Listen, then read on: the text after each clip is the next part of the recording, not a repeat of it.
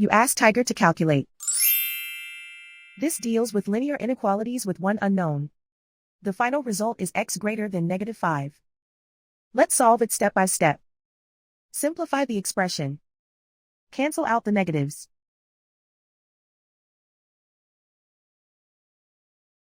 Find the greatest common factor of the numerator and denominator.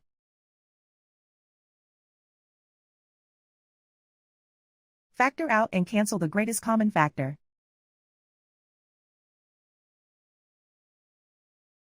Swap sides.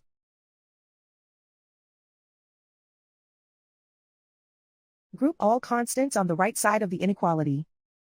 Subtract 1 from both sides.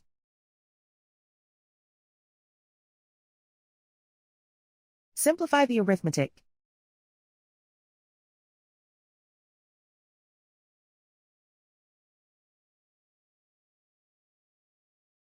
Plot the solution on a coordinate grid. And so the final result is x greater than -5.